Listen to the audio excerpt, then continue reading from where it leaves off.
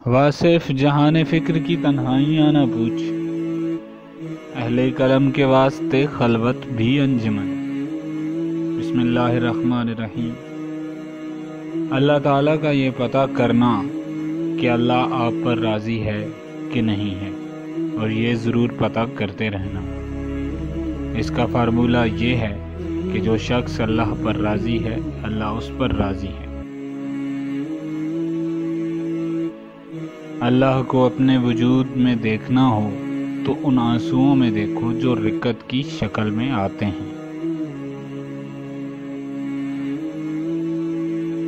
ایمان ہمارے خیال کی اصلاح کرتا ہے، شکوک و شبہات کی نفی کرتا ہے، وسوسوں کو دل سے نکالتا ہے۔ ایمان ہمیں غم اور خوشی دونوں میں اللہ کے قریب رکھتا ہے۔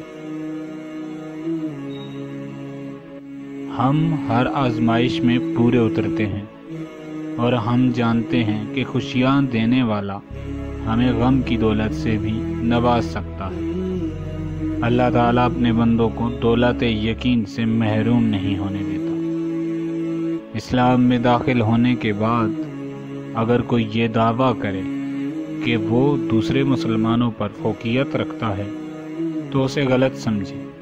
اپنی فضیلت کو فضیلت کے طور پر بیان کرنا ہی فضیلت کی نفی ہے۔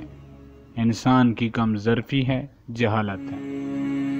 اصل فضیلت تو دوسروں کو فضیلت دینے میں ہے، جیسا کہ علم میں دوسروں کو شامل کرنے کا نام علم ہے، ورنہ علم سے دوسروں کو مروب کرنا اور احساسی کمتری میں مبتلا کرنا تو جہالت ہے۔